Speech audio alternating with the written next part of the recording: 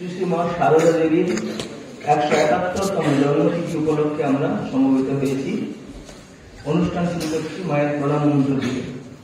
যথাগ্নের দাহিকা শক্তি রামকৃষ্ণে স্থিতা হিয়া সর্ববিদ্যা স্বরূপান্তাম শারদাম প্রণমাম্যহম।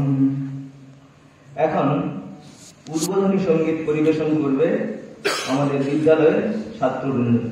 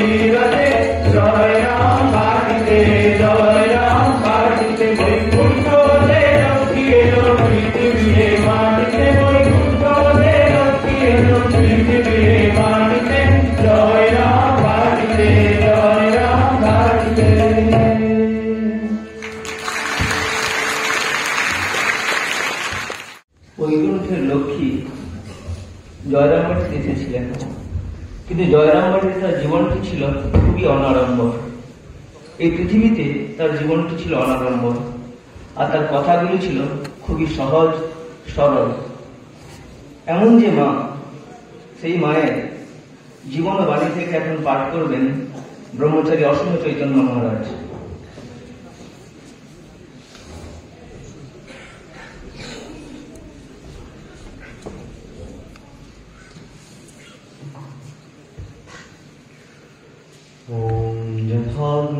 दाहिका शक्ति रामकृष्णे स्थिता हिया सर्वविद्या स्वरूपान्तां शारदां प्रणमाम्यहम्।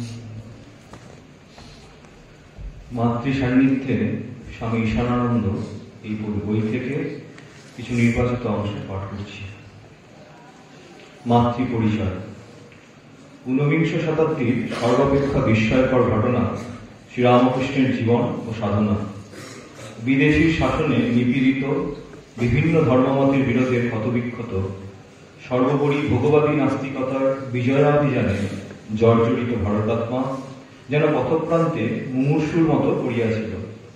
সহসা যাহার আবির্ভাবে ত্যাগ ও সেবার আদর্শ প্রতিষ্ঠিত হইয়াছে, আস্তিক্য বুদ্ধি নবচেতনা লাভ করিয়াছে, ধর্মবিরোধ বাতুলের প্রলাপ বলিয়া স্বীকৃত হইয়াছে, সর্বশেষ বিদেশী শাসন অতীতের ইতিহাসে পরিণত হইয়াছে, তিনি ভারতাত্মার নবতম প্রকাশ শ্রীরামকৃষ্ণ বলিয়া আদৃত ও আরাধিত। আর যিনি তাহার সহধর্মিণী হইয়া, লীলা সঙ্গিনী হইয়া, লোকলোচনের অন্তরালে থাকিয়া তাহার জীবনগত সাঙ্গ ও সম্পূর্ণ করিয়া তুলিয়াছেন, তিনি শ্রীরামকৃষ্ণ শক্তি স্বরূপা সারদা দেবী শ্রী মা। শতাধিক বর্ষ পূর্বে বাঁকুড়া জেলার পূর্ব প্রান্তে জয়রামবাটি গ্রামে এক দরিদ্র পরিবারে সারদা দেবী জন্মগ্রহণ করেন। দরিদ্র হইলেও পিতা রামচন্দ্র মুখোপাধ্যায় ও মাতা শ্যামাসুন্দরী দেবী ধর্মভাবে পরিপূর্ণ ছিলেন ও দয়ার আধার হইয়া সকলেই তাহাদের শ্রদ্ধা করিত ও ভালোবাসিত। এহেন পিতামাতার জীর্ণ কুটিরে 1260 বঙ্গাব্দের 8ই পৌষ বৃহস্পতিবার সন্ধ্যায় যে কন্যাটি ভূমি স্পর্শ করিল, তখন কে জানিত যে তাহার জন্মভূমি একদিন মন্দির বিমণ্ডিত হইয়া পৃথিবীর এক পূর্ণ তীর্থে পরিণত হইবে। শৈশব অতিক্রান্ত হইতে না হইতেই সারদামণি তাহার জীবন দেবতার সহিত মিলিতা হন। নিকটবর্তী কামারপুকুর গ্রামের নিষ্ঠাবান ব্রাহ্মণ ক্ষুদিরাম চট্টোপাধ্যায়ের পুত্র গদাধর দক্ষিণেশ্বরে কালীবাড়ির পূজারী। বড় অদ্ভুত পূজা করেন তিনি। কাঁদিয়া কাঁদিয়া মাকে, মা দেখা দে দেখা দে, মাকে খাইতে বলেন, মাকে কাপড় পরাইয়া দেন, মায়ের কাছে আবদার করেন। মায়ের অদর্শনে কাতর গদাধর কাঁদিয়া কাঁদিয়া বলেন, মা, রামপ্রসাদকে দেখা দিবি, আমায় কেন দিবি না? অবশেষে জীবন বলি দিতে উদ্যত সাধককে জগজ্জননী দেখা দিয়া ধন্য করিলেন। মধুপানে মত্ত ভ্রমরের মতো গদাধর অহরহ মাতৃনাম সুধাপানে বিভোর। লোকেরা বলে পূজারী ঠাকুর মা মা বলে পাগল হয়েছে। কামারপুকুরে জননী চন্দ্রা দেবী পুত্রকে কাছে আনাইয়া বিবাহ দিবার চেষ্টা করিতে লাগিলেন। গদাধরই উপযুক্ত পাত্রীর সন্ধান দিলেন। পাত্রী জয়রামবাটির মুখুজ্জেদের মেয়ে সারদামণি। এইভাবে এই দিব্য দম্পতির মিলন হইল। সারদা দেবীর বয়স 5.5 আর গদাধরের 23। জ্ঞানোন্মেষের সঙ্গে সঙ্গে সাধক স্বামীর মুখে সারদা দেবী শুনিলেন ঈশ্বর লাভ করায় জীবনের উদ্দেশ্য। তিনি সকলের আপনার, যেমন চাঁদা মামা সকলের মামা। সাধন ভজন ও ধ্যান ধারণার সহিত শ্রীরামকৃষ্ণ তাহাকে লৌকিক আচার ব্যবহারও শিখাইতে লাগিলেন। এই অপূর্ব দেবমানবের সাহচর্যে আসিয়া সারদা দেবীর হৃদয় মন পরিপূর্ণ হইয়া গেল। অন্তরের অন্তঃস্থলে শান্তির যে মানস তীর্থ বিদ্যমান, সারদা দেবীর জীবন তাহারই অভিমুখে যাত্রা করিল।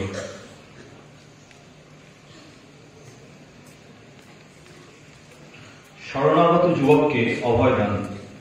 একদিন সকালের দিকে সরল উদার শান্ত স্বভাব একটি ব্রাহ্মণ যুবক পড়াশোনা শেষ করিয়া গোয়ালপাড়ায় আসিয়াছেন এবং শ্রী মায়ের চরণ প্রান্তে বসিয়া অতি বিনীতভাবে বলিতেছেন, মা, এতদিন ছাত্র জীবনে বেশ নিশ্চিন্তে ও আনন্দে ছিলাম।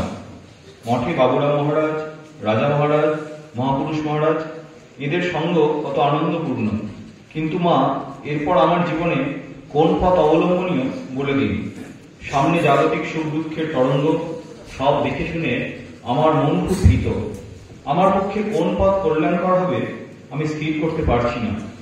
অনেকক্ষণ নিবিষ্ট মনে সমস্ত কথা শুনিয়া শ্রী মা বলিতেছেন, বাবা, ভয় কি?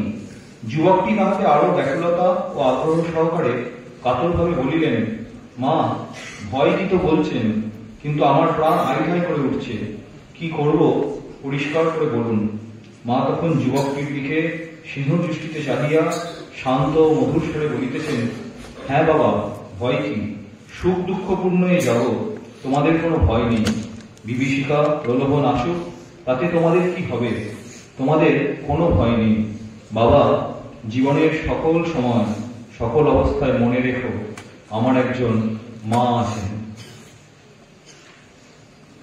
কারো দোষ না দেখা। আষাঢ় মাস, ভক্তগণ সন্ধ্যার সময় বকুল ফুলের মালা দিয়া শ্রী শ্রী মাকে প্রণাম করিয়া যায়। গগন আজ বকুল ফুলের মালা মায়ের হাতে দিয়া পড়িতে বলিয়া প্রণাম করিল। বৈকুণ্ঠ মহারাজও সঙ্গী ছিলেন। মা মালাটি ঠাকুরকে দেখাইয়া কিছুক্ষণের জন্য গলায় ধারণ করিলেন। তাহারা চলিয়া গেলে মা মালাটি গলা হইতে খুলিয়া রাখিয়া আমাকে বলিতেছেন, আজ সকালে হরা আমাকে প্রণাম করতে এসে আর সম্বন্ধে কটাক্ষ করে নানা কথা বলছে। সে নাকি ঋষিকেশের সাধুদের সঙ্গে ঝগড়া করে, আবার বলছে সে আপনাদের এত সঙ্গ ও সেবা করে শেষে এসব কুমতি হচ্ছে কেন। এ সমস্ত নানা কথা। আমি আর কারোর দোষ দেখতে শুনতে পারিনি বাবা। পারত্ব কর্ম যার যা আছে, যেখানে ফাল্টি যেত সেখানে সুষ্ঠিত যাবে। আমার কাছে তার দোষের কথা বললে, আচ্ছা তখন এরা সব কোথায় ছিল? সে আমার কত সেবা করেছে। আমি তো তখন ভাইদের ঘরে ধান সেদ্ধ করি, ধান ভানি, সংসারের সব কাজ করি। বউরা সব তো ছোট, সে শীত বর্ষা গ্রাহ্য না করে সকাল থেকে গায়ে কালি মেখে আমার সঙ্গে বড় বড় ধানের হাঁড়ি নামাতো। এখন তো অনেকে ভক্ত হয়ে আসে, তখন আমার চেয়েছিল আমরা কি সেগুলো সব ভুলে যাব? তা বাবা, লোকেরই বা দোষ কি? আমারও আগে লোকের কত দোষ চোখে ঠেকত। তারপর ঠাকুরের কাছে কেঁদে কেঁদে ঠাকুর আর দোষ দেখতে পারিনি বলে কত প্রার্থনা করে তবে দোষ দেখাটা গেছে। বৃন্দাবনে যখন থাকতুম, মাকে বিহারীকে দর্শন করে বলতুম, তোমার রূপটি দেখতে বাঁকা, মনটি সোজা, আমার মনের বাঁকটি সোজা করে দাও। আর দেখো, মানুষের হাজার উপকার করে একটু দোষ করো, অমনি মুক্তি তখনই ফিরিয়ে নেবে, সব উপকার ভুলে যাবে। লোকে কেবল দোষটি দেখে, গুণটি কজন দেখে? গুণটি দেখা চায়। ঠাকুরের আসার উদ্দেশ্য 1326 সাল 1919 খ্রিস্টাব্দ। বিজয়ার পর গোয়ালপাড়া হইতে কেদার মহারাজ শ্রী শ্রী মাকে প্রণাম করিতে আসিয়াছেন। কথাবার্তা হইতেছে। মহারাজ বলিতেছেন, মা, আমাদের দাতব্য চিকিৎসালয়ে যাদের অবস্থা ভালো তারাও সব ওষুধ নিতে আসে। আমরা তো গরিবদের জন্যই করেছি, যাদের অবস্থা ভালো তাদের কি ওষুধ দেওয়া উচিত? মা একটু থামিয়া বলিলেন, বাবা, এদেশে সকলেই গরিব, তবে ওরা এসব জেনে শুনেও যদি প্রার্থী হয়ে এসে দাঁড়ায়, সামর্থ্য থাকলে দেবে বই কি। যে প্রার্থী সেই গরিব। মহারাজ অন্য কথা পাড়িয়া বলিলেন, মা, এবারে ঠাকুর কি একটা নূতন ভাব দেবার জন্য এসেছিলেন? সর্বধর্ম সমন্বয় করে গেলেন? মা, দেখো বাবা, তিনি যে সমন্বয় ভাব প্রচার করবার মতলবে সব ধর্মমত সাধন করেছিলেন তা কিন্তু আমার মনে হয় না। তিনি সর্বদা ভগবত ভাবেই বিভোর থাকতেন। খ্রিস্টান, মুসলমান, বৈষ্ণব যে যেভাবে তাকে ভজন করে, সেই বস্তু লাভ করে, তিনি সেইভাবে নানা সাধনা করে নানা লীলা আস্বাদন করতেন। দিনরাত কোথা দিয়ে কেটে যেত, কোনো হুঁশ থাকতো না তার।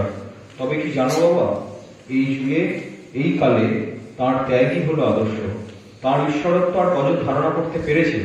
তার ত্যাগ দেখেই লোকে আকৃষ্ট। অন্তরঙ্গ ছাড়া কজন তাকে স্বয়ং ঈশ্বর বলে ধারণা করতে পেরেছে? ওরকম সহজ ত্যাগ কি আর কখনো কেউ দেখেছে? সর্বধর্ম সমন্বয় ভাবটি যা বললে ওটিও ঠিক। অন্যান্য বারে একটা ভাবকে বড় করায় অন্য সব ভাব চাপা করেছিল। এইসব কথাবার্তা হইতে লাগিল, কিন্তু কাজের জন্য আমাকে অন্যত্র যাইতে হইল, কাজেই আর শোনা হইল না। ওম শান্তি শান্তি শান্তি। হরি ওম তৎসৎ। শ্রী রামকৃষ্ণ প্রণামস্তে।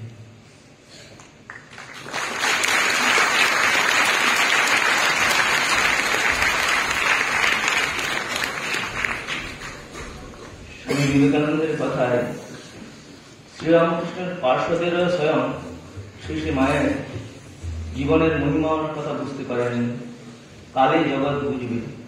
এই স্বল্প পরিসরে মায়ের জীবনী অনুধ্যানে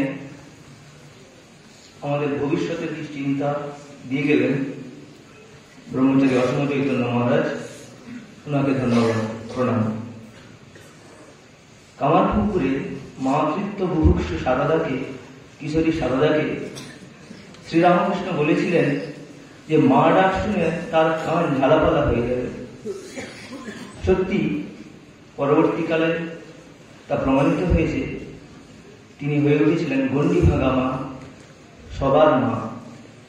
এখন আমাদের মহাবিদ্যালয়ের ছাত্রের নিবেদন, সঙ্গীত সবারই মন হয়ে আছে।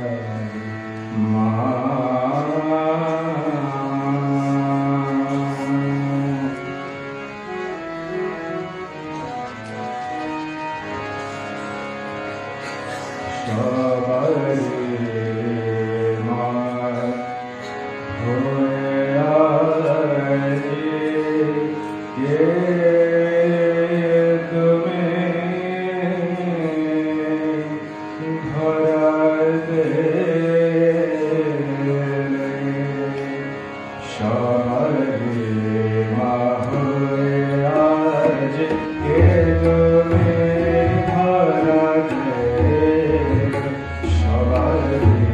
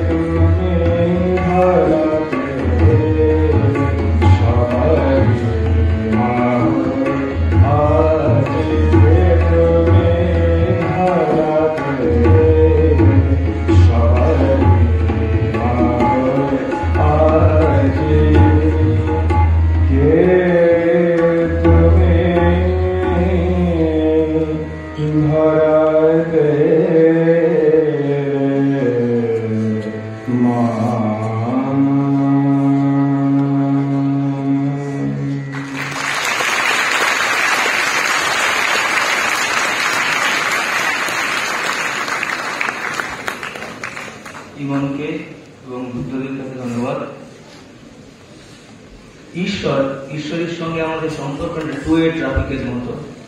আমি তোমার, তুমি আমার। মা আমাদের অ্যাসিওরেন্স দিয়ে গেছেন যে আমরা ঈশ্বরের, আমরা মায়ের। মা আমাদের কোলে নিয়েছেন বাসা বলে। এখন মাতৃ অঙ্কে আরূঢ় হয়ে আমরা শুনবো স্বামী ইষ্টেশানন্দ মহারাজের ভাষণ।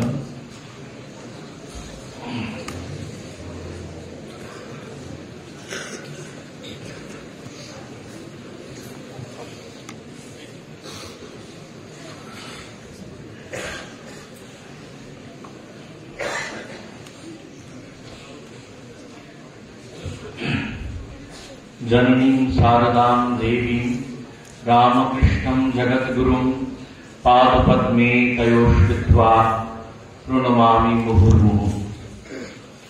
आज जगज्जननी श्री मा शारदा देवीर 171তম পূর্ণ জন্মতিথি। আজকের এই পূর্ণ দিনে জগজ্জননী মাকে আমরা শতকোটি প্রণাম নিবেদন করি। আজকের এই প্রভাতী অনুষ্ঠানে মঞ্চে উপবিষ্ট আছেন আশ্রম সম্পাদক পূজনীয় স্বামী শাস্ত্রজ্ঞানন্দজি মহারাজ। মহারাজকে আভূমিক প্রণাম জানাই। উপস্থিত আছেন ব্রহ্মচারী অসীম চৈতন্য মহারাজ। মহারাজকে শ্রদ্ধা নমস্কার জ্ঞাপন করি। এই প্রেক্ষাগৃহে উপস্থিত আছেন আশ্রমের বরিষ্ঠ সন্ন্যাসীবৃন্দ। মহারাজদের আভূমিক প্রণিপাত জানাই। উপস্থিত আছেন ব্রহ্মচারী মহারাজেরা। মহারাজদেরকে নমস্কার জানাই। উপস্থিত আছেন আমাদের আশ্রমের শিক্ষক শিক্ষা কর্মীবৃন্দ। আপনাদের যথাযোগ্য স্থানে শ্রদ্ধা নমস্কার। এবং যারা মূল আমাদের শ্রদ্ধা আমাদের ছাত্র ভাইরা, আমাদের ছাত্র ভাইদের শুভেচ্ছা অভিনন্দন জানাই। আজকের দিনটি আমাদের কাছে অত্যন্ত একটি শুভপূর্ণ দিন, যে দিন আমরা মাতৃভাবনায় মাতৃ অনুধ্যানে কাটাতে পারি এবং নিজেদেরকে আরো পরিপুষ্ট করতে পারি, আরো স্নাত করতে পারি। শ্রী রামকৃষ্ণদেব লীলা সংবরণ করেন 1886 খ্রিস্টাব্দে এবং শ্রী রামকৃষ্ণদেবের লীলা সংবরণের পর প্রায় 34 বছর শ্রী শ্রী মা এই নরদেহে এই ধরাধামে ছিলেন। শ্রী রামকৃষ্ণদেব ঠিক করে নির্দেশ করেছিলেন, তোমাকে এই মাতৃভাব প্রচার করতে হবে। মা নীরবে নিভৃতে মাতৃভাব প্রচার করে গেছেন।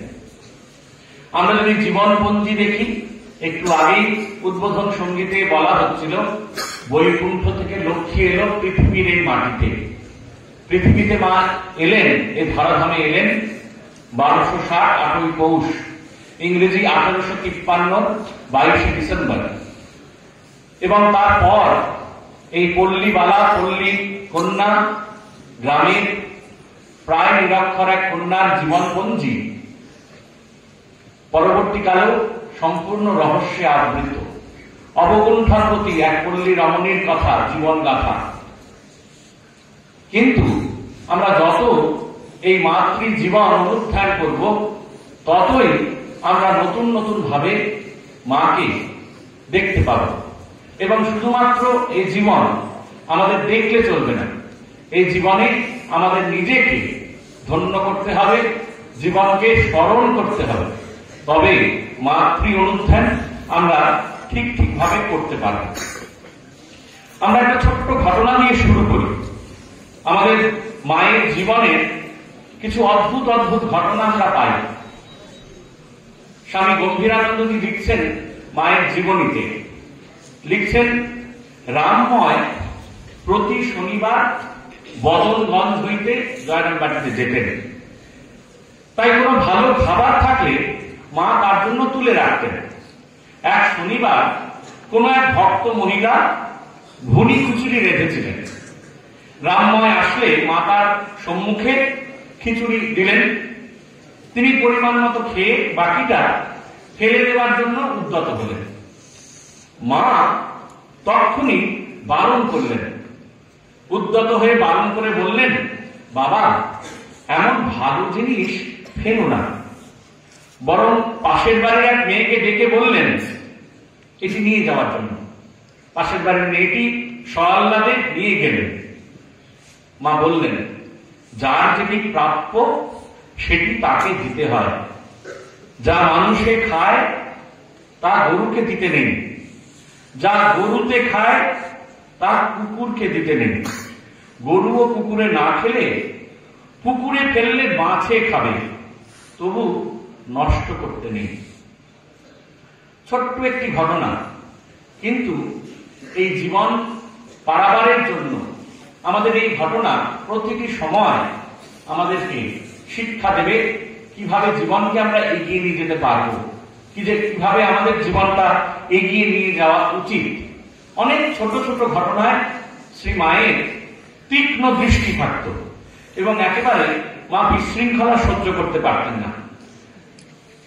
অত্যন্ত পরিচিত একটি ঘটনা, আমাদের প্রায় সকলেরই জানা। জয়রামবাটিতে গৃহকার্যে নিযুক্ত এক কর্মী মহিলা, স্ত্রীলোক, ঝাঁট দিতে গিয়ে ঝাঁটাটি ছুঁড়ে একদিকে ফেলে রাখলেন।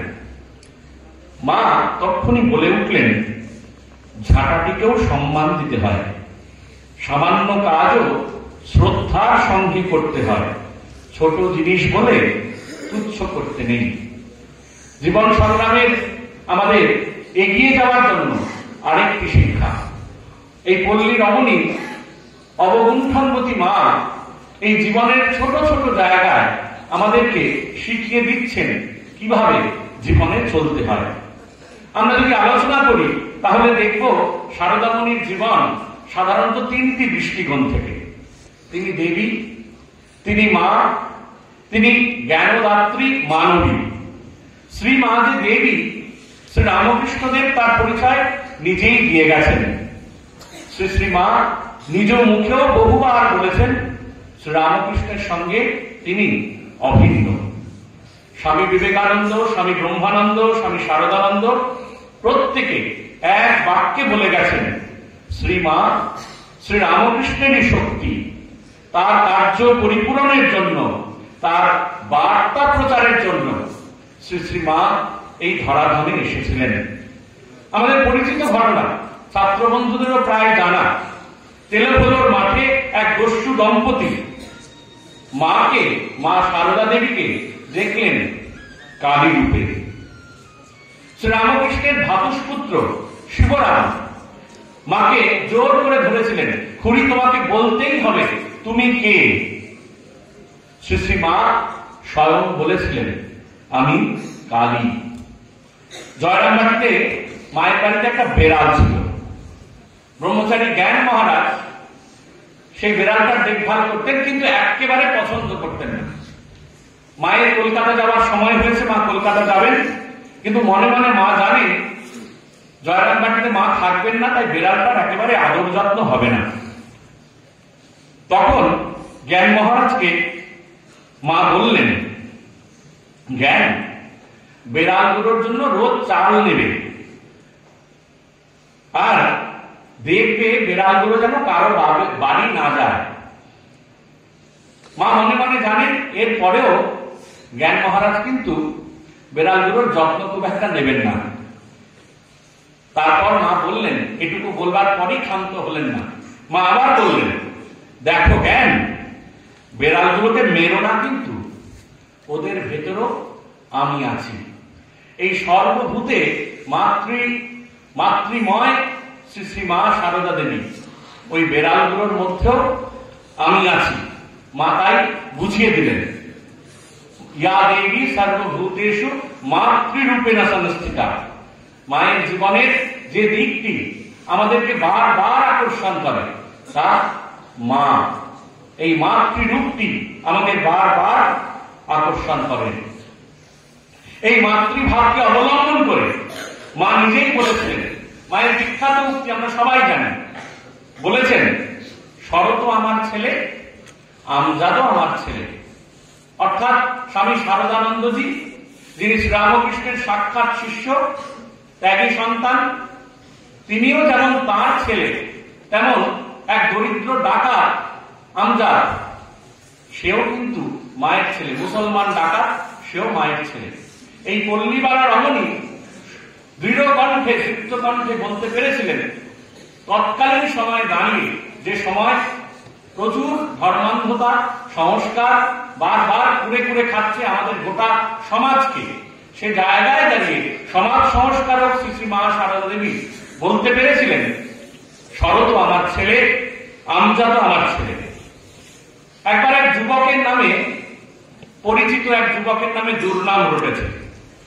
মায়ের কাছে তার নামে অভিযোগ এলো। মা কিছু ভক্তকে অনুরোধ করলো মা যেন যুবকটিকে আসতে নিষেধ করেন। মা বললেন, আমি মা হয়ে কি করে নিষেধ করি, অমন কথা আমার মুখে বেরুবে না। তিনি বলতেন, আরেকটি অমোঘ বাণী, আরেকটি, আমার ছেলে যদি ধুলো কাদা মাখে, আমাকেই তো ধুলো ঝেড়ে কোলে দিতে হবে। এই কথার কথা নয়, জীবনে আচরণে সর্বদা মা তা দেখিয়ে গেছেন। তাই শ্রী শ্রী মা সারদা দেবী আমাদের কাছে শুধুমাত্র পরম আশ্রয় নয়, শ্রী শ্রী মা সারদা দেবী আমাদের কাছে প্রশ্রয়। আমরা দেখতে পাই যখন স্বদেশী আন্দোলন চলছে, মা যখন ধরাধামে আছেন, তখন ভারতবর্ষে ইংরেজ শাসন চলছে এবং স্বদেশী আন্দোলনের প্রভাবে বিলিতি কাপড় বর্জন করা হয়েছে। একবার এক দুর্গাপূজার সময় মা একজনকে দায়িত্ব দিয়েছেন মেয়েদের জন্য কাপড় কেনার জন্য, কিন্তু মা যখন দেখলেন কাপড় কেনা হয়েছে সব স্বদেশী মোটা মোটা কাপড়, মায়ের কাছে যারা আছেন তাদের খুব একটা পছন্দ হয়নি। মা তখন বলছেন, আর সে যিনি কিনতে গেছেন তিনি মনে মনে খুব স্বদেশী। যখন মেয়েদের পছন্দ হয়নি তখন বলছেন, ওসব তো বিলিতি, ওসব আমি কি আনবো। মা পাশে বসে বসে সব শুনলেন, তারপর হাসতে হাসতে বললেন, বাবা তারা তো বিলেতের লোক, কিন্তু তারাও তো আমার ছেলে, আমার সকলকে নিয়ে ঘর করতে হয়, আমার কি এক প্রথা হলে চলে, ওরা যেমন বলছে তাই এনে দাও। আবার এমনটা ভাবার কখনো কারণ নেই, তার মানে মা এই বিদেশি শক্তিকে খুব প্রশ্রয় দিয়েছেন। মা কিন্তু এই প্রথম মহাযুদ্ধের পর পৃথিবীতে যখন সব জাতি মিলে সবাই ঠিক করছে যুদ্ধ আর হতে দেওয়া যাবে না, সংঘর্ষের কারণ কিছু হলে সবাই মিলে আপোষ করে মিটিয়ে নেবে, তখন একজন ভক্ত সেই সংবাদ মায়ের কাছে জানালে মা বলেছিলেন, এ তো খুব ভালো কথা, কিন্তু ওরা যা বলে সব মুখস্থ। ভক্তটি কথাটা বুঝতে পারেননি। মা বললেন আবার খুব দৃঢ়ভাবে, যদি অন্তস্থ হতো তাহলে তো কথা ছিল না। অর্থাৎ এমন ভাবার কখনোই কারণ নেই যে বিদেশিদের সমস্যার জায়গাটি মা ঠিক ঠিক করে তুলে ধরলেন আর একই সঙ্গে প্রার্থনা করলেন। আবার একই সঙ্গে আমাদের মা জ্ঞানদাত্রী, জ্ঞানময়ী শ্রীরামকৃষ্ণদেব সম্মুখে বলছেন ও সরস্বতী জ্ঞান দিতে এসেছে। মা বলছেন, দেখো বাবা, একটু আগে পাঠ হচ্ছিল যে এই সমন্বয় প্রচারের জন্য ঠাকুর মতলব করে আসেননি, ঠাকুরের ত্যাগই ছিল সম্বল। এই ত্যাগের মাধুর্যে শ্রী শ্রী মা আমাদের দেখিয়ে গেছেন কিভাবে সমাজ সংস্কারকে নতুন করে গড়ে দিতে হয়। আমরা দেখেছি মায়ের জীবনের এক অদ্ভুত অদ্ভুত কিছু ঘটনা। যদি আমরা ঘটনাগুলো লক্ষ্য করি তাহলে বুঝতেই পারবো যে মা কিভাবে এই সংস্কারের জায়গাগুলোকে ছোট ছোট করে ভেঙে দিয়ে আবার নতুন করে তৈরি করে দিয়ে গেছেন। এক বিধবা, বাল্যকালে বিধবা হয়েছেন সবাসনা দেবীকে দেখছেন নিরঙ্ক উপবাস করতে। একাদশীর দিনে তিনি জল পর্যন্ত স্পর্শ করেন না, কিন্তু খুব কষ্ট পান। মা বলছেন, সুন্দর নিদান দিচ্ছেন, বলছেন আত্মাকে কষ্ট দিয়ে কি হবে, আমি বলছি তুই জল খা। সুরবালা দেবী প্রতিবিয়োগের পর অবশিষ্ট জীবন হবিষ্যি করে, অর্থাৎ চালে ডালে সিদ্ধ করে খাবার জন্য প্রস্তাব করলে মা বলেছিলেন, সেই যুগে আমাদের ভাবতে হবে, সেই যুগে দাঁড়িয়ে এক পল্লীবালা রমণী, অবগুণ্ঠনবতী রমণী, তিনি সুন্দর নিদান দিচ্ছেন, বলছেন আত্মা যদি কিছু খেতে চায় আত্মাকে দিতে হয়, না দিলে অপরাধ হয়। সে কাঁদে, আমাকে দিলে না, এই বলে। শ্রীমা নিজেও একাদশীর দিনে ভাত না খেলেও সামান্য লুচি খেতেন। তাকে বলতে শোনা যেত, খেয়ে দিয়ে দেহটা ঠান্ডা করে ভগবানকে ডাকো। ঈশ্বর লাভে যদি ভগবান আমাদের জীবনের মূল উদ্দেশ্য হয়, তাহলে ঠিক ঠিক করে যা তার টাকার প্রকরণ তৈরি করে দিতে হবে, মা বলতেন। আবার একই সঙ্গে এই অত্যন্ত কোমলা মা, তিনি কিন্তু গর্জে উঠতেন যখন দেখতেন পাশের বাড়ির কোনো এক পুরুষ তার পত্নীর উপর অকথ্য অত্যাচার করছে। মা গালাগাল করে মিনসে বলে যখন রুখে দাঁড়াতেন, সে রূপ দেখে তারা ভয়ে কাঁপত। একই সঙ্গে শ্রীমার কাছে যখন আসতো ভক্তরা, বলতো মেয়েটা বিয়ে দিতে পারছি না। মায়ের গলায় অন্য সুর। মা বলছে, তা বিয়ে দিতে পারছো না তো কি হয়েছে? তা নিবেদিতার স্কুলে ভর্তি করে দাও। নিবেদিতার স্কুলে মেয়েরা যাচ্ছে, হাতের কাজ শিখছে, পড়াশোনা শিখছে, তারা স্বনির্ভর হয়ে উঠুক। আজ নারীবাদের কথা আমরা চারিদিকে শুনি, চারিদিকে নারী আন্দোলন হয়, সমানে সমানে লড়াই করার কথা শুনি। সেই 19বিংশ শতাব্দীতে দাঁড়িয়ে পল্লীবালা অবগুণ্ঠনবতী এই রমণী, এই জগৎজননী মা কিন্তু নির্দেশ দিয়ে গেছেন কিভাবে আমাদের জীবন যাপন করতে হয়। আমরা শেষ করব একটি সুন্দর জায়গা দিয়ে। সেখানে বলছেন, সেখানে আমরা দেখেছি মায়ের জীবনে এই ম্লেচ্ছ দেশের মহিলারা, অর্থাৎ পশ্চিমের মহিলারা, তারা মায়ের কাছে অনায়াস যাতায়াত করছেন। নিবেদিতা মায়ের কাছে যেতেন, মায়ের কাছে গিয়ে খুব শান্তি পেতেন, এবং নিবেদিতা নিজে সেই জায়গায় বিদেশিনী মহিলারা মায়ের সাথে দেখা করতে হলে কোনটাহীন আন্তরিকতায় মা তাদের সন্তান বলে গ্রহণ করতেন। আমাদের আবার ভাবতে হবে, এই পশ্চিম দেশে যারা পাড়ি দিত, এদেশের গোড়া মানুষরা তাদেরকে ম্লেচ্ছ বলতো। এমনকি স্বামীজি যখন ফিরে এসছেন, দক্ষিণেশ্বর মন্দিরে ঢুকতে বাধা পেয়েছেন, কেন? ম্লেচ্ছ দেশে উনি গেছেন বলে। সেই ধরনের সংস্কার আমাদের সমাজকে বেঁধে রেখেছে। সেই সংস্কারের গণ্ডি পেরিয়ে মা ভগিনী নিবেদিতাকে আপন করে তার গালে চুম্বন করে বলতেন, ও আমার খুকি। এমন ভাবে এক পশ্চিমের মেয়েকে ভাষা জানেন না, সংস্কৃতি জানেন না, কিন্তু এই অন্তরের আন্তরিকতায় আপন করে নিতে পেরেছিলেন। সে কারণে ভগিনী নিবেদিতা খুব সুন্দর করে লিখছেন একদিন নিবেদিতা গেছেন গির্জায়। পরবর্তীতে আমরা পাই সেই দুঃখের দিনে নিবেদিতা মাকে একটি চিঠি লিখছেন, আদরিণী মা, সবার জন্য প্রার্থনা করব বলে আজ ভোরে গির্জায় গিয়েছিলাম। সবাই ওখানে যিশু জননী মেরির কথা চিন্তা করছে, আর আমার হঠাৎ তোমাকে মনে পড়ে গেল। তোমার সেই মনোরম মুখখানি, সেই স্নেহ ভরা দৃষ্টি, পরনে সাদা শাড়ি, তোমার হাতের বালা, সবই যেন প্রত্যক্ষ দেখতে পেলাম। আমার মনে হলো তোমার সেই দিব্য সত্তাই যেন বেচারি সারা রোগকক্ষে নিয়ে আসবে শান্তি ও আশীর্বাদ। তখন সারা বল অসুস্থ, সে কারণে বলছেন সেই বেচারি সারা রোগকক্ষে নিয়ে আসবে শান্তি ও আশীর্বাদ। আমি আরো কি ভেবেছিলাম জানো মা? ভাবছিলাম সেদিন শ্রীরামকৃষ্ণের সন্ধ্যারতির সময় তোমার ঘরে বসে আমি যে ধ্যান করবার চেষ্টা করছিলাম, সেটা আমার কি বোকামি না হয়েছিল? আমি কেন বুঝিনি যে তোমার বাঞ্ছিত চরণতলে ছোট্ট একটি শিশুর মতো বসে থাকতে পারাই যথেষ্ট।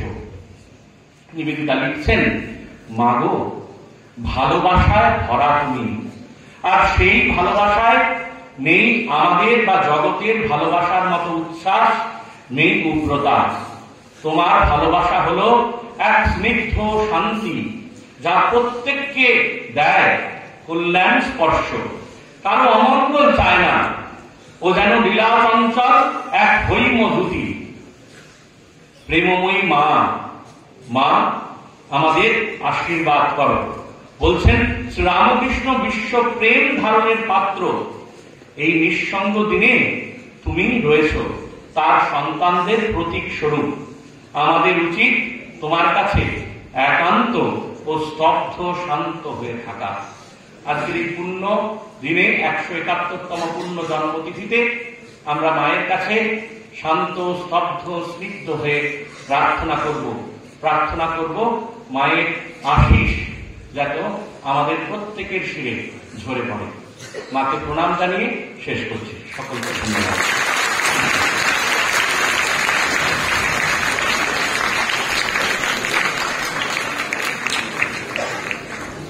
স্বামী ইষ্টেশানন্দ মহারাজকে আমাদের প্রণাম।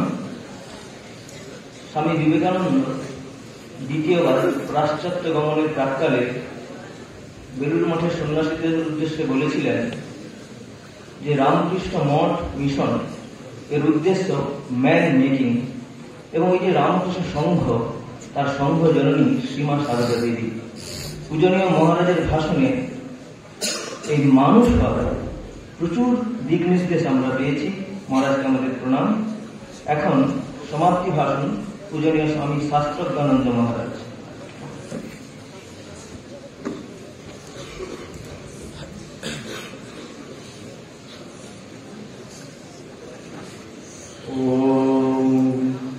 देवी प्रसन्नवदने करुणावतारे दिव्योज्ज्वलद्युतिमयी त्रिजगज्जनित्री कल्याणकारिणी वराभयदानशीले मातर्विराज सततं मम हृत्सरोजे। সভাগৃহে উপস্থিত পূজনীয় সন্ন্যাসী মহারাজদের আমার ভক্তিপূর্ণ সাষ্টাঙ্গ প্রণাম নিবেদন করি। অন্যান্য প্রতিভাজন সন্ন্যাসী মহারাজ, ব্রহ্মচারী মহারাজদের আমার শ্রদ্ধা, নমস্কার, কৃতজ্ঞতা জানাই। আজকে দুইজন বক্তা, শ্রদ্ধাভাজন স্বামী ইষ্টেশানন্দজি এবং শ্রদ্ধাভাজন ব্রহ্মচারী অসীম চৈতন্য মহারাজ, যিনি পাঠ করলেন, তাদেরকেও আমার শ্রদ্ধা, নমস্কার, কৃতজ্ঞতা। শিক্ষক, শিক্ষাকর্মী, সুধী ভক্ত যারা এসেছেন তাদেরকে আমার শ্রদ্ধা, নমস্কার। ছাত্রদের জন্য শ্রদ্ধা, নমস্কার, ভালোবাসা। আমাদের এই সকালের অনুষ্ঠানের শেষ পর্যায়ে আমরা উপস্থিত হয়েছি। খুব সুন্দর মায়ের জীবন ও বাণীর উপর একটি পাঠ এবং একটি আলোচনা আমরা শুনলাম এবং দুটি গানও শুনেছি। এই সমস্ত বিষয়গুলোই আসলে শ্রী শ্রী মাকে কেন্দ্র করে। একজন, এখনো তিনি বেঁচে আছেন, একজন প্রবীণ সন্ন্যাসী, তার কাছ থেকে একবার শুনেছিলাম, তিনি আরেকজন মহারাজকে জিজ্ঞাসা করেছিলেন যিনি মাকে দেখেছিলেন। আজকে যে পাঠ হলো তোমরা শুনলে স্বামী ঈশানানন্দজি, সেই ঈশানানন্দজি মহারাজকে দেখেছিলেন সেই প্রবীণ সন্ন্যাসী।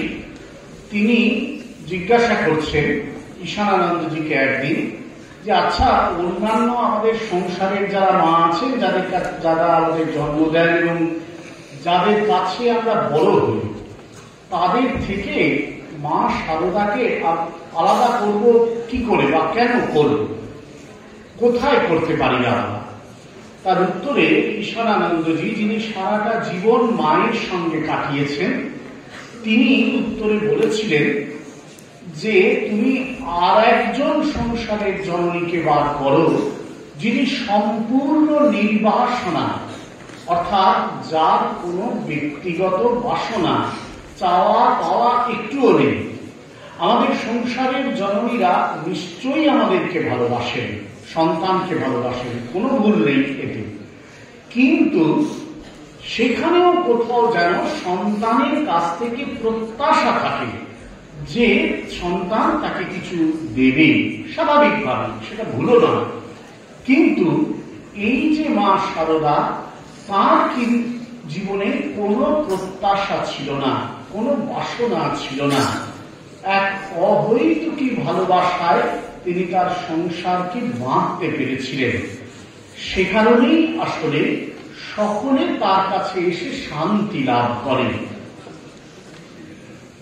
ব্রাজিল দেশের নাম নিশ্চয়ই এখানে যারা আছেন সবাই শুনেছেন, ছাত্ররাও নিশ্চয়ই শুনেছে। ব্রাজিলে আমাদের রামকৃষ্ণ মিশনের শাখা কেন্দ্র তৈরি হয়েছে, কিন্তু তার আগেই ব্রাজিলে রামকৃষ্ণ বিবেকানন্দের ভাবাদর্শ পৌঁছে গিয়েছিল। আমাদের সংঘের একজন প্রবীণ সন্ন্যাসী ব্রাজিলে গিয়েছিলেন বিশেষ কারণে সংঘের কাজে। তা সেখানে গিয়ে তিনি যেই ভদ্রলোক, একজন পর্তুগিজ ভদ্রলোক, যিনি ঠাকুরমা স্বামীজির আদর্শকে কেন্দ্র করে আশ্রম তৈরি করেছিলেন, সেই আশ্রমে যান। গিয়ে দেখেন যে একটি ছাত্রাবাস চালাচ্ছেন, স্টুডেন্টস হোম, হোস্টেল চালাচ্ছেন সেই ভদ্রলোক। হোস্টেলে মানে ছেলেরা যেখানে থাকে একটা ডরমিটারি, তা সেইখানে একটি বিরাট বড় মায়ের ছবি রয়েছে। তিনি অবাক হয়ে গেলেন যে হোস্টেলে অত বড় মায়ের ছবি কেন। হোস্টেলটিতে যারা থাকতো তারা খুব দরিদ্র পরিবারের ছাত্র, দরিদ্র পরিবারের ছেলে, এবং অনেকেই অনাথ, এবং খুব অল্প বয়সে, বাচ্চা বয়সে তারা আসত। তা তিনি মহারাজজি তখন ওই ভদ্রলোককে জিজ্ঞাসা করলেন, আপনি মায়ের এত বড় ছবিটা এখানে টাঙিয়ে রেখেছেন কেন হোস্টেলে? তার উত্তরে ভদ্রলোক বলছেন যে দেখুন, এটা আগে ছিল না, আমরা পরেই টাঙিয়েছি। কেন? বলছেন তার কারণটা হচ্ছে এই যে আগে বাচ্চারা যখন আসতো তখন তারা খুব কান্নাকাটি করত, যেমন হোস্টেলে এসে সবাই করে, এরা খুব কাঁদত, আমরা কিছুতেই সামলাতে পারতাম না। তারপরে একদিন আমি এই ছবিটা ওদের ঘরে রেখে দিই, আর ওদেরকে বলি যে দেখো, যখনই তোমাদের ভয় লাগবে, তোমাদের খুব মন খারাপ লাগবে, এই ছবিটার দিকে তাকিয়ে শুধু প্রার্থনা করবে, মা আমার ভয় কাটিয়ে দাও, আমার মনের দুঃখ মুছিয়ে দাও। এবং বাচ্চারা সেটা বিশ্বাস করে সেটা করত, এবং তারপর থেকে তাদের এই কান্না পুরো বন্ধ হয়ে গেছে। তারা মায়ের ছবির দিকে তাকিয়ে শুধু প্রার্থনা করে। এই পরীক্ষাটা, এক্সপেরিমেন্টটা আমরা কিন্তু সারা জীবন ধরে করে চলেছি। এই আমরা যারা সাধু সন্ন্যাসী হয়েছি, আমরা সারা জীবন ধরে এই এক্সপেরিমেন্ট করে চলেছি। ছেলেরা যারা আছো, ভক্তরাও নিশ্চয়ই করেন, ছেলেরা যারা আছো অল্প বয়সী, তাদের মনে হতে পারে এই এক্সপেরিমেন্ট করা যায় কিনা। তোমরা কিন্তু করে দেখতে পারো। দেখবে যদি একান্তে প্রার্থনা করো, মা কিন্তু সত্যি শুনবেন এবং মা অন্তরের শান্তিটি এনে দেবেন। আজকের জগৎটা মা হারানো জগৎ, যেখানে ভালোবাসা, শান্তিগুলো চলে গেছে।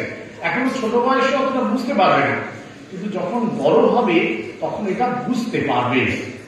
নজরুল ইসলামের একটি বিখ্যাত গান আছে, সেখানে নজরুল লিখছেন, শ্মশানে জাগিছে শ্যামা বলে তারপর লিখছেন, জ্বলিয়া মরিলি কে সংসার জ্বালায়, তাহারে ডাকিছে মা চলে আয় চলে আয়। এই যে সংসার জ্বালা, সেটি যখন জ্বলতে থাকি আমরা সেটাই, তখন মায়ের এই আশ্রয়টি আমাদের কাছে একান্ত প্রয়োজনীয় হয়ে পড়ে। নরেন্দ্রপুরের সঙ্গে অত্যন্ত পরিচিত একজন মাতৃভক্ত সাধক লেখক, নরেন্দ্রপুরে দীর্ঘদিন তিনি ছিলেন, তার কয়েকটি লেখা কয়েকটি লাইন দিয়ে আমার এই আলোচনা শেষ করছি।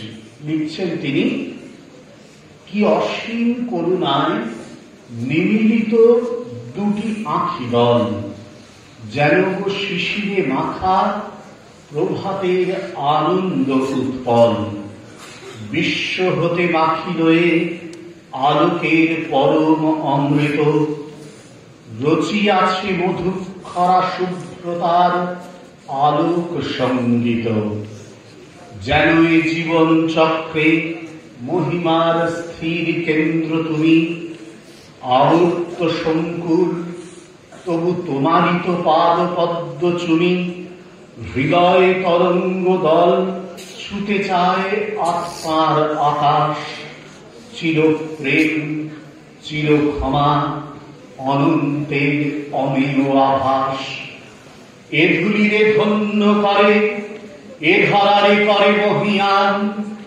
জীবন জ্যোতির স্পর্শে দূরে যায় অন্ধ তমস্বিনী, ধরিছে প্রভাত মন্দ্রে তোমারই তো অভয় আহ্বান, সকল সন্তান তরে ক্ষমারূপা তুমি তপস্বিনী, সেই ক্ষমারূপা তপস্বিনী জননীর চরণে আমাদের আভূমি প্রণাম আর প্রার্থনা।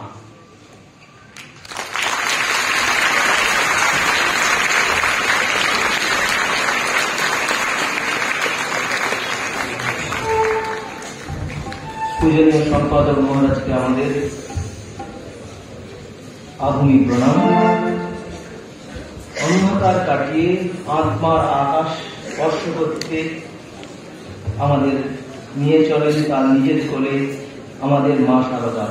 আসুন সেই অভয়দায়িনী মায়ের জয়গান গেয়ে আজকের এই অনুষ্ঠানের সমাপ্ত হোক এবং সারাটা দিন আমরা মাতৃ অনুধ্যানে আনন্দে কাটাই। এখন সমাপ্তি সঙ্গীত পরিবেশন করবে আমাদের গাইড ভয়েস একাডেমির ছাত্রবৃন্দ।